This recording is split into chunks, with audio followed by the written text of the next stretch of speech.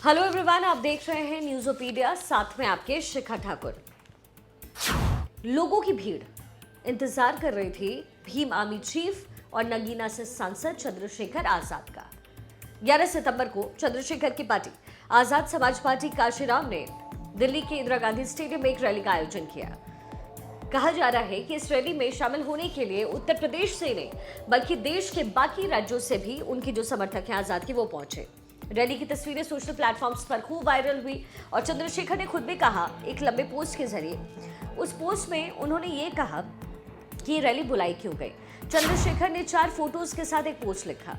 पूरे देश में बहुजन समाज की एकता का जो जन सैलाब दिल्ली में देखा, उससे एक बार फिर से ये साबित हुआ है कि हक अधिकारों की लड़ाई में निमंत्रण नहीं भेजे जाते हैं। जिनका ज़मीर जिंदा हो वो खुद दौड़े चले आते हैं। इस बार उन्होंने केंद्र सरकार पर निशाना साधते हुए ये भी कहा कि देश के हुक्मरानों के नाक के नीचे देश की राजधानी में आज़ाद समाज पार्टी और भीम पार्टी के साथ लाखों बहुजन योद्धाओं ने बहुजन एकता के इस जंग में सिपाही की तरह अपनी जिम्मेदारी निभाई है और प्रण लिया। चंद्रशेखर के इस पोस्ट के मुताबिक आजाद समाज पार्टी और भीम आर्मी ने अपने रैली में 9 प्रण लिए हैं। उनकी तरफ से कहा गया कि 8-9 मांगे रखी गई हैं। क्या वो मांगे हैं? बारिश के कारण जो है इंदिरा गांधी स्टेडियम में उन्होंने ये रैली रखी थी और उनको गर्व इस बात का था कि जितने लोग अंदर थे उतने ही बाहर भी थे। लाखों की संख्या में वहाँ लोग पहुंचे और चंद्रशेखर ने मांगे रखी कि जातिगत जनगणना करवाई जाए, उसके आर्थिक आंकड़े जारी हों। ओबीसी को भी 27% रिजर्वेशन मिल रहा है, उनकी आबादी 52% से ज़्यादा है, तो 15% ज़्यादा आरक्षण हो।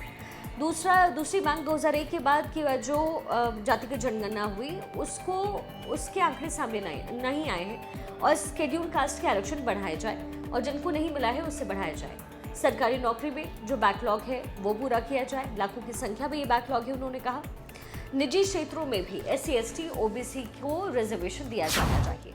जितना सफाई कर्मचारियों का काम है उससे ठेकेदारी से हटा करके पक्की नौकरी दी जाए और गटर में उतर करके जो काम करते हैं उसको बंद किया जाए। समान काम समान वेतन पॉलिसी लागू हो। SC ST OBC को प्रमोशन में रिजर्वेशन दी जाए। प्रमोशन में आरक्षण, इसका जिक्र उन्होंने कहा कि सुप्रीम कोर्ट का ऑर्डर था, सरकार ने पूरा नहीं किया। पुरानी पेंशन बहाल हो और 2018 के जो मुकदमे थे वो वापस लिए जाए। ये इन तमाम मांगों के लिए और मुसलमानों पे जो हिंसा हो रही है, बुलडोजर टाइप की हिंसा, मॉब लिंचिंग जो हो रही है, उस पर सरकार मजबूत स्टैंड ले और मुसलमानों में असुरक्षा की जो भावना है उसको रोकने का काम करे। ये आज़ाद की तरफ से कहा गया। अपने सोशल मीडिया पोस्ट के लास्ट में उन्होंने केंद्र की सरकार पर जोरदार निशाना साधते हुए आरोप लगाया कि सरकार दलित समाज को बांटने का काम कर रही है। चंद्रशेखर ने ये कहा है कि सरकार की तरफ से दलित समाज की एकता को बांटने का जो प्रयास हुआ है उसके खिलाफ हर स्तर पर जागरूकता अभियान चलाया जाएगा, जिससे कि समाज के हर एक व्यक्ति को सरकार के षड्यंत्र से वाकिफ करवाया जा सके। चंद्रशेखर आजाद की पार्टी की ये जो रैली है सुप्रीम कोर्ट के SC आरक्षण में कैटेगराइजेशन के फैसले के विरोध में लिया गया।